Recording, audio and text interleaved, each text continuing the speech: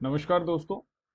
मेरा नाम है ऋषि सुधांशु पांडे और जो आरएएस 2018 की अभी परीक्षा का रिजल्ट आया उसमें मैंने रैंक 20 पाई है। और आप सब लोगों ने मुझे इतना प्यार की दिया है, इतना बधाइयाँ दी हैं कि मैं मतलब ओवरवेल्म्ड हूँ इन सब चीज़ों के लिए, क्योंकि ये आप लोगों की मतलब प्यार ही था जिसने मुझे इंस्पायर्ड किया, जिसने मुझ में ये हिम्मत बनाए रखी।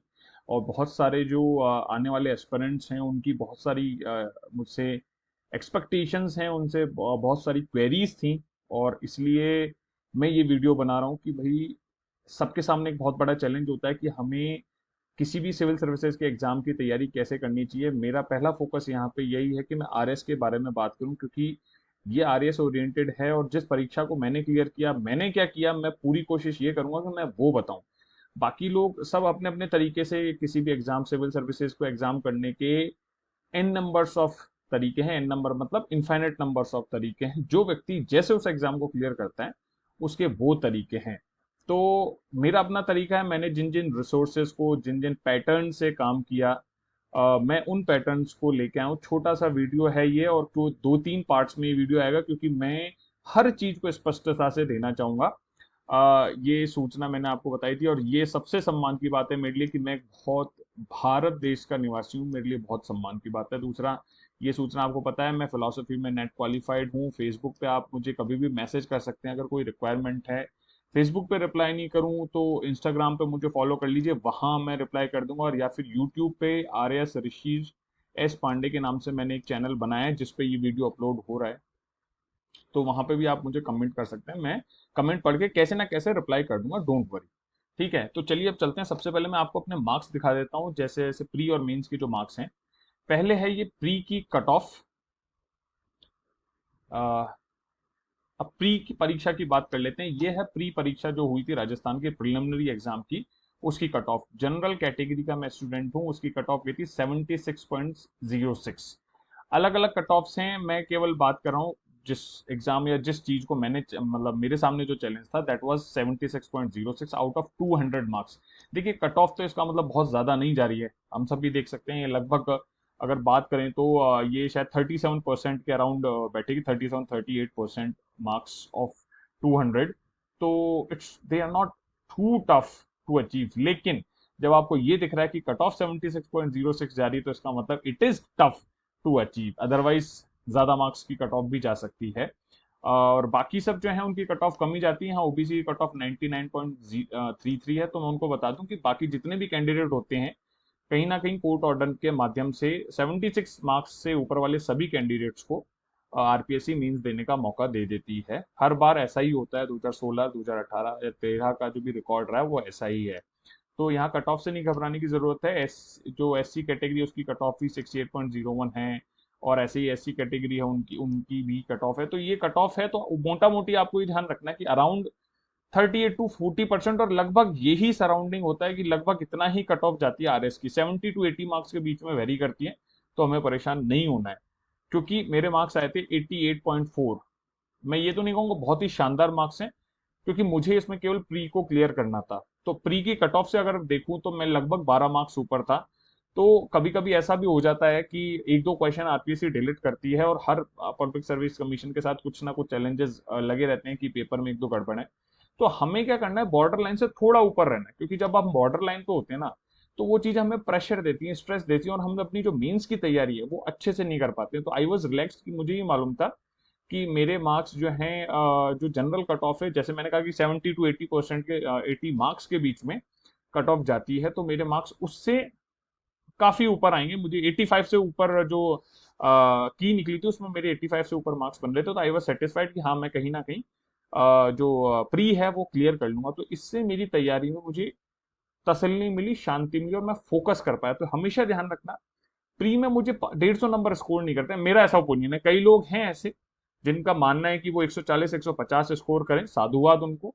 और बहुत ही मतलब बड़ाई के पात्र हैं वो लोग जो इतना स्कोर करते हैं। लेकिन इन जनरल जो मेरा अनुभव रहा है वो ऐसा देखा है मैंने कि प्री में बहुत सारे लोग स्कोर करने वाले मेंस में कहीं ना कहीं पीछे रह जाते हैं, क्योंकि प्री का पैटर्न और मेंस का पैटर्न कंपेरेटिवली अलग अलग होता है।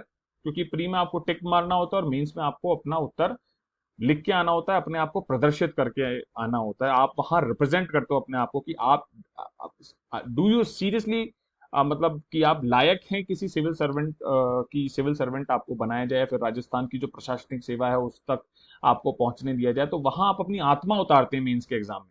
तो वहां कुछ चीजें जो हैं वो उस तरीके से आती हैं। ठीक है, तो ये सारी वो जानकारी है। इसके अलावा मैं मेंस की भी बात कर लेता हूँ।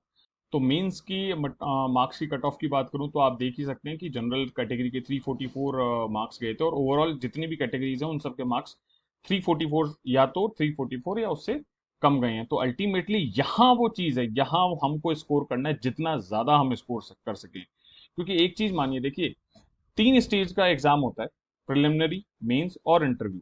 Interview is very much subjective, और कुछ पता नहीं होता कि वो दिन आप चाहे कितनी भी तैयारी करके जाइए, उस दिन आपको किस तरीके के मार्क्स मिलते हैं, आपका वो दिन कैसा है, आप कैसे अपने आप को रिप्रेजेंट कर रहे हैं, आप जो सवाल हैं उनको कितने सही तरीके से, सटीक तरीके से एक प्रशासनिक अधिकारी के रूप में प्रस्तुत कर पा रहे हैं। क्या वो लोग मान रहे हैं आपके पर्सनैलिटी को देख के कि आपको एक प्रशासनिक अधिकारी बनाना चाहिए, नहीं बनाना चाहिए। तो कई सारी चीजें हैं जो इंटरव्यू में मैटर कर जाती हैं। मेरे मार्क्स में अभी बता दूंगा इंटरव्यू में कितने थे और कितने में थे। लेकिन जब आप रैंक की बात करते हैं ना, कि मेरिट लिस्ट में आप आ जाओगे, लेकिन रैंक में टॉप अगर आपको आना है, अच्छी रैंक अगर आपको लेके आनी, तो आपके मेंस में मार्क्स बहुत ही ज्यादा अच्छे होना अनिवार्य है। अगर आप मेंस के मार्क्स बहुत अच्छे नहीं ला रहे हैं तो फिर आप इंटरव्यू से फर्क पड़ जाएगा आपकी रैंक के ऊपर। और अगर आपके मेंस में मार्क बहुत अच्छे हैं तो इंटरव्यू से आपके कुछ ऊपर नीचे होगा, लेकिन जो आपका टारगेट है वो आपको मिल जाएगा। जैसे मैं अपना अनुभव बता दूंगा भी, जब मैं अपने मार्क्स बताऊंगा, तो हमेशा ही ध्यान रखना कि हमें जो तैयारी करनी है, फोकस जो करना है वो मेंस की तैयारी पे करना है। जितनी ज्यादा हम मेंस की तैयारी पे फोकस करेंगे, उतना जो हम अपना टारगेट है, जो लक्ष्य है या जो ध्येय है, उसको पाने के लिए बेटर तरीके से सक्सेसफुल हो पाएंगे। अब मैं दिखा देता हूँ आपको अपने मार्क्स मेंस में। अच्छा, मैं एक प्री में चीज बताना भूल गया कि यहाँ राजस्थान में एक ही जनरल स्टडीज का पेपर होता है। उसका मैं डिटेल में चर्चा अभी करूंगा आगे। तो उसमें 150 क्वेश्चंस आते हैं और 200 मार्क्स का पेपर होता है।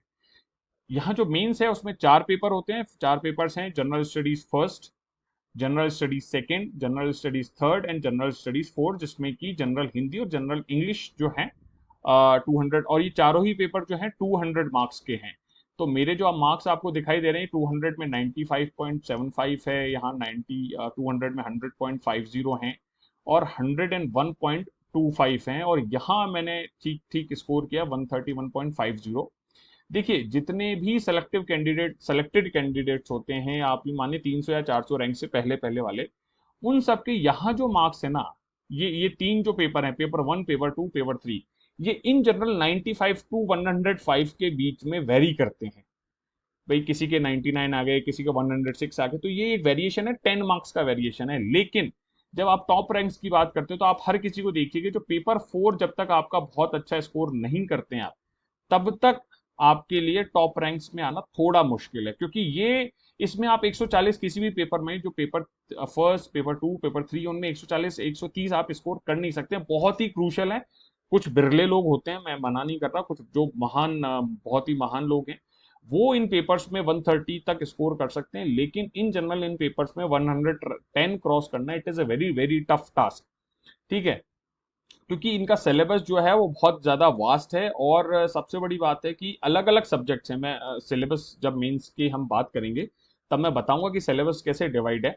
ठीक है, लेकिन ये जो पेपर 4 है, ये आपको स्कोर लेके आता है। जैसे अगर मैं यूपीएससी की बात करूं तो यूपीएससी में भी ऐसे और एथिक्स और आपका ऑप्शनल, वो तीन है जो आपको एक कैटेगराइज, मतलब अलग टॉप लेवल पे ले जाते हैं। और बाकी जो 3 जीएस के पेपर्स है, वहां इन जनरल सबके मार्क्स लगभग लगभग सेम होते हैं। मोटा मोटी 15-20 मार्क्स का डिफरेंस माना जा सकता है।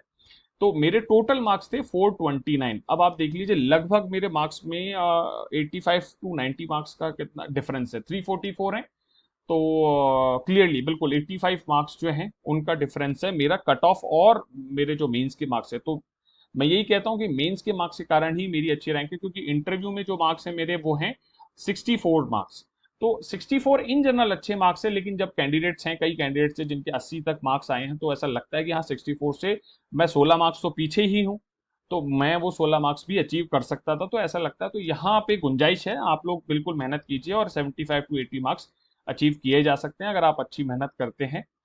शायद मेरी इंटरव्यू की उतनी मेहनत काम नहीं हो पाई, नहीं फुलफिल कर पाए, लेकिन ठीक है। अब कोशिश ये है कि जब मैं प्रशासन में कार्य करूं तो मैं इन जो कमियां हैं मेरी, मैं उनको सुधार के बहुत बेहतर सर्विस जो है प्रशासन में जाके, जो लोग हैं, जो मेरा पद होगा एसडीएम का या फिर जो भी पद मुझे दिया जाएगा, जिस भी डिपार्टमेंट में रखा जाएगा, उनमें मैं अपनी पूरी मेहनत करके कार्य करूं। तो ये मोटा मोटी जो है प्री मेंस का मैंने मार्कशीट आपको दिखा दी है, जो कट ऑफ थी वो दिखा दी है।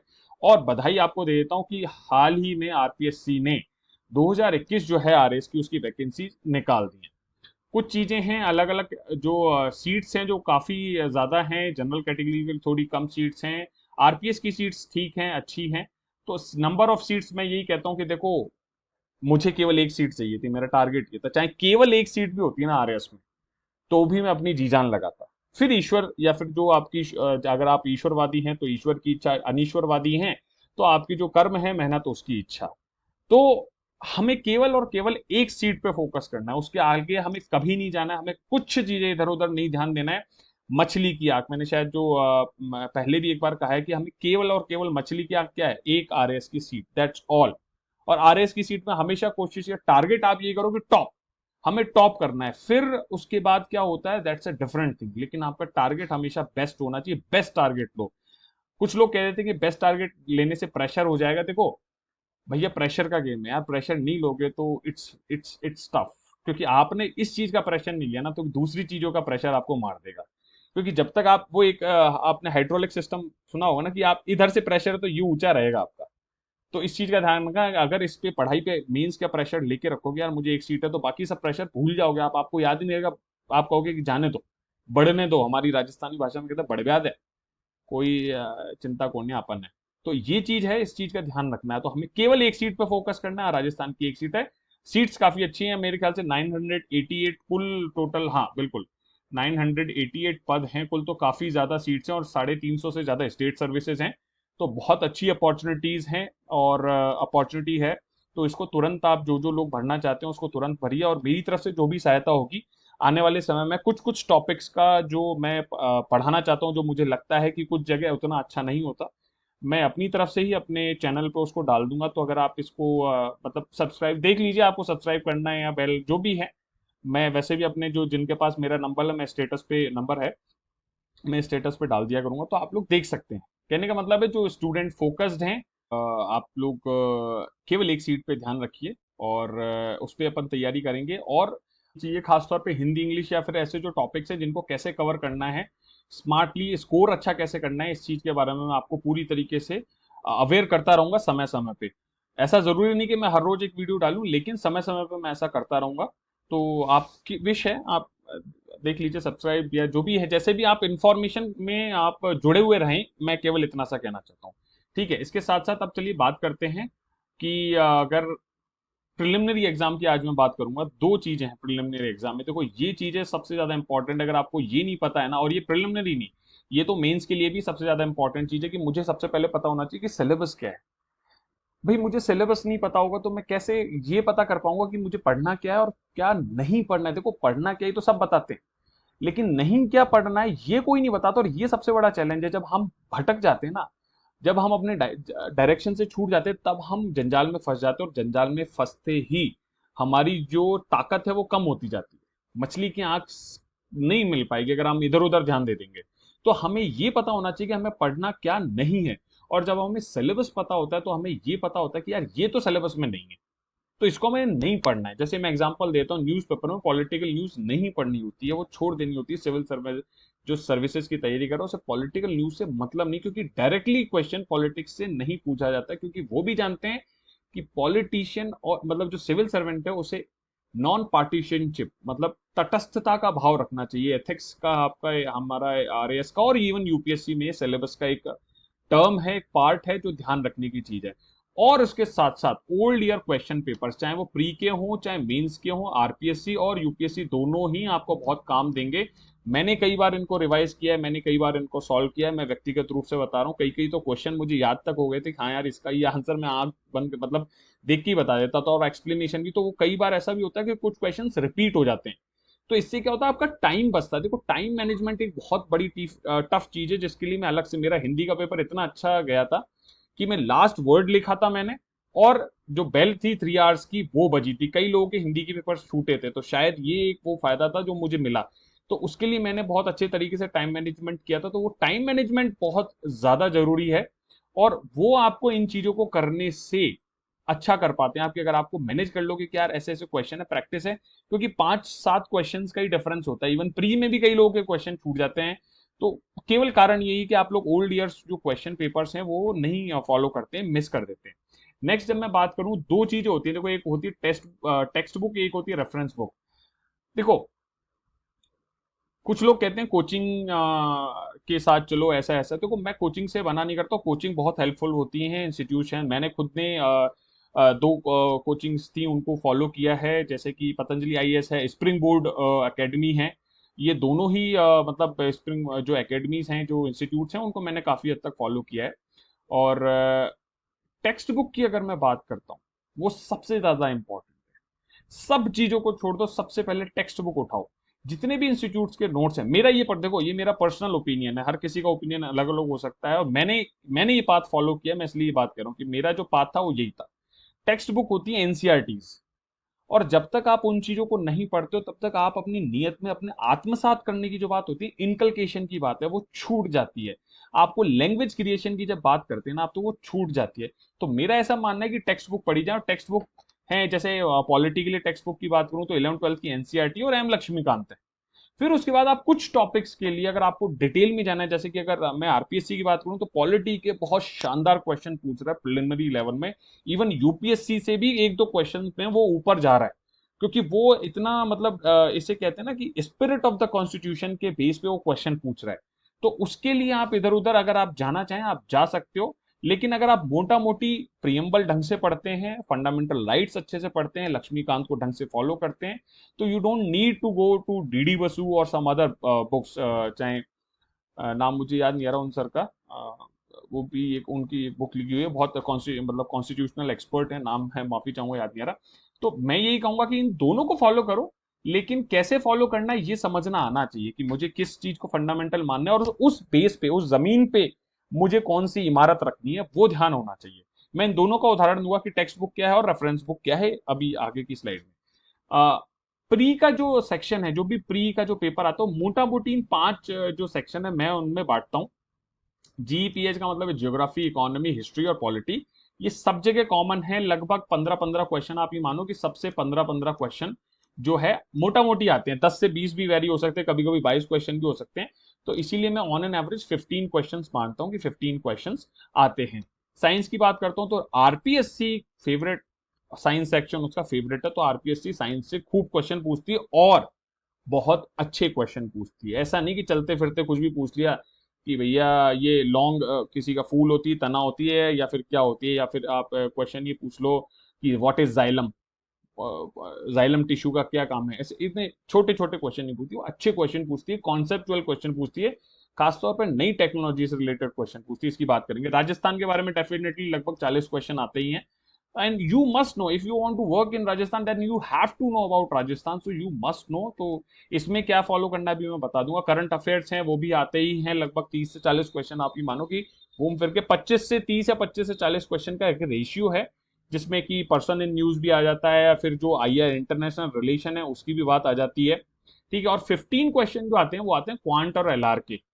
तो जो इंजीनियर या साइंस या मैथमेटिक्स बैकग्राउंड के, तो उन्हें तो मुझे लगता नहीं कि कोई बहुत ज्यादा प्रॉब्लम आती होगी। हाँ, ह्यूमैनिटीज वालों को जो स्टूडेंट्स हैं उनको जरूर दिक्कत आती होगी, तो इसकी अपन चर्चा करेंगे कैसे क्या करना है। अब बात करते हैं सबसे पहले जीएचपी की। तो मैंने बताई दिया कि NCERT in general 6 to 12 NCERT follow करनी है हर सब्जेक्ट की। देखो इकोनॉमी की 6 में तो कोई एनसीईआरटी होती नहीं है, तो वहां पे 9, 10, 11, 12 की इकोनॉमी की बात करते हैं हम, और वो समझनी होती है, क्योंकि प्री में इकोनॉमी में क्वेश्चन पूछता है कि भाई इफेक्टिव जो रेवेन्यू डेफिसिट है, ये सब इसकी डेफिनेशन पूछता है, रेवेन्यू डेफिसिट क्या होता है। तो ये आपको इकोनॉमी की बुक में कवर कर मिल जाता है। ठीक है, तो ये है टेक्स्ट बुक। ठीक है, अब जब इससे मैं ऊपर बात करूंगा इकोनॉमी के लिए, आप रेफरेंस बुक आरबीडी की, मैंने राजस्थान के लिए रेफरेंस बुक थी नाम में भूल गया, आरबीडी पब्लिकेशन है शायद, आप लोग पहचान लिया, सर्च करेंगे तो मिल जाएगी, उसको मैंने फॉलो किया था। और एक आईसी डिग्ना करके बुक होती है इंडियन इकोनॉमी के लिए, मैंने इकोनॉमी के लिए उसको रेफरेंस बुक मान के फॉलो किया था। ये ध्यान रखो, देखो अंतर मैं समझा दिया आपको कि भाई टेक्स्ट बुक होती है इकोनॉमी की 11 12 या फिर 9 10 की एनसीईआरटी, और रेफरेंस बुक है आपकी इधर आईसी डिंगरा या आर से नाम है शायद, मेरे को याद नहीं आ रहा उन सर का नाम। तो आरबीडी की बुक है, बस इतना याद है, आरबीडी पब्लिकेशन, ठीक है। इसके अलावा maps are important, maps are very much important, they just don't give you marks in geography but even economy, history and sometimes polity. कैसे देते हैं मैं अभी बता दूंगा, नेक्स्ट स्लाइड में मैंने रखा है। इकोनॉमिक सर्वे इज इंपॉर्टेंट, इधर अगर गवर्नमेंट ऑफ इंडिया की बात करूं तो इकोनॉमिक सर्वे है, और अगर इंडिया की बात राजस्थान की बात करूं तो इकोनॉमिक रिव्यू है, जो हर बार आता ही रहता है। इकोनॉमिक रिव्यू के लिए मैंने सम्यक इंस्टीट्यूट का फायदा लिया था, उसका जो इकोनॉमिक रिव्यू आता है बहुत बढ़िया आता है, और मैंने उसको पढ़ा था, मैं उसको पढ़ के ये काम किया। मैं तो थैंक यू सम्यक के लिए, इस चीज के लिए कहता हूँ। स्पेक्ट्रम हिस्ट्री के लिए हम समझिएगा कि हिस्ट्री की एनसीईआरटी बुक्स रखिए, और बाकी जो है जो चीजें हिस्ट्री में पढ़नी, क्योंकि उसका सारांश वाला सेक्शन बहुत अच्छा है। इवन अगर आप एंड में लास्ट दिन अगर आपसे रिवीजन नहीं हो रहा, तो आप उसका सारांश जो है एंड में जो मतलब एसेंस लास्ट में वो देता है 4 5 पेजेस में, तो वो अगर आप पढ़ लेते हैं तो भी एक बार आपका मोटा मोटी काम हो जाता है।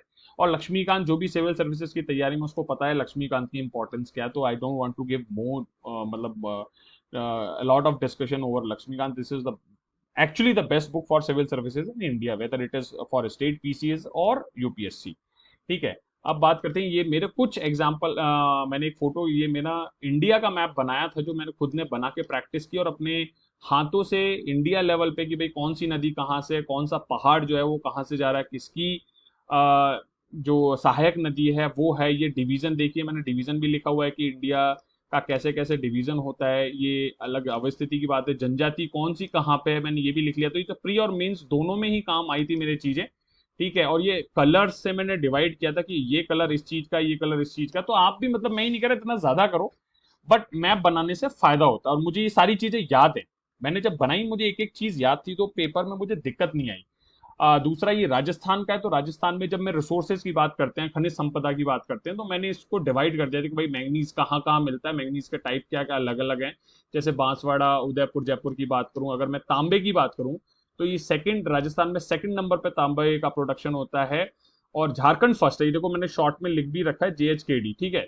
खेतड़ी यहाँ राजस्थान में सबसे बड़ा है। खो दरीबा की बात करूं अलवर में, और ये पुर दरीबा है, आबू रोड भी है। तो ये कई कई चीजें, तो इस तरीके से मैंने इसको डिवाइड कर लिया था। और उसके जस्ट पीछे मैं दिखाता हूँ, ये पीछे का पार्ट है जो दिखा रहा हूँ, इसमें मैंने लिख लिया था कि भाई अगर मैं राजस्थान में इंडस्ट्रीज की बात करूं, तो वो मार्बल है, ऊर्जा है, एनर्जी से रिलेटेड है, सूती वस्त्र है, ठीक है, चीनी उद्योग है, कांच उद्योग, ये सब शॉर्ट में लिखा हुआ है।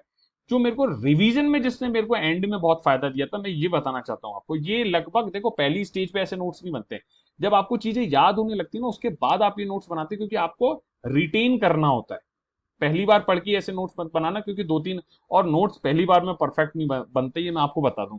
लोग कहते हैं कि सर नोट्स बना ले, हाँ तो नोट्स बनाओ, जितना ज्यादा लिखोगे उतना मेंस में अच्छे मार्क्स आएंगे। ध्यान रखना है, लिखो लिखो लिखो, जस्ट राइट, डोंट मिस कि मेरे को मैं वैसे हो जाए। देखो जो नहीं लिखता उसकी मेंस में मार्क्स अच्छे नहीं आएंगे। कोई लकी हो भाई, उसका बैठ ही क्या मामला, ईश्वर की कृपा हो गई तो वो मान स्कोर ले आए मेंस में, लेकिन इन जनरल उसके मेंस में मार्क अच्छे नहीं आएंगे अगर वो प्रैक्टिस अच्छी नहीं करेगा।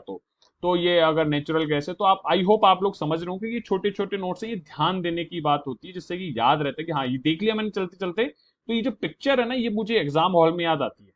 समझ रहे हैं। साइंस की जब मैं बात करता हूं, तो एनसीईआरटी की 8 9 10 की बुक है ही है, उसके साथ साथ 11th और 12th के सेलेक्टिव चैप्टर्स हैं। जब मैं साइंस की डिटेल में बात करूंगा तो मैं बता दूंगा कौन कौन से चैप्टर्स उठाने हैं आपको। कभी कभी कुछ टॉपिक्स के लिए आपको रिसर्च जर्नल जो होते हैं वो देखने पड़ते हैं, क्योंकि आरपीएससी ऐसे क्वेश्चंस पूछता है कि जो देखो जो लोग ह्यूमैनिटीज के हैं, जिनका क्वांट एलआर बहुत स्ट्रांग नहीं है, वो इस डायमेंशन को उठा सकते हैं, क्योंकि या तो आप उस पर प्रैक्टिस कीजिए, उस पर मेहनत कीजिए, क्योंकि वो 15 क्वेश्चन ऐसे बोला जाए तो ये माना जाता है कि बहुत सरल हैं। जो साइंस बैकग्राउंड या मैथमेटिक्स बैकग्राउंड के इंजीनियर्स हैं उनके लिए बहुत सरल है वो, 15 में से 13 क्वेश्चन उनके सही हो ही जाते हैं इन जनरल, अगर ठीक ठाक पढ़ के गए हैं तो। लेकिन जो ह्यूमैनिटीज वाले हैं उनके लिए वो टाइम कंज्यूमिंग भी है और टफ भी है। तो आप ये वाला डायमेंशन साइंस को पकड़ सकते हैं कि हाँ ये हम पकड़ के सॉल्व कर सकते हैं। नई टेक्नोलॉजीज की भी बात करता है, जैसे मैंने क्रिस्पर 9 की बात की है, सॉरी केस 9 है, क्रिस्पर टेक्नोलॉजी है, ठीक है, आर्टिफिशियल इंटेलिजेंस की बात है, तो इससे रिलेटेड पूछ लेता है। कभी कभी वो नासा और उसके प्रोजेक्ट्स की भी बात कर लेता है। तो ये नई टेक्नोलॉजीज हमें पता होनी चाहिए, बिग डेटा, ऐसी कुछ चीजें हैं।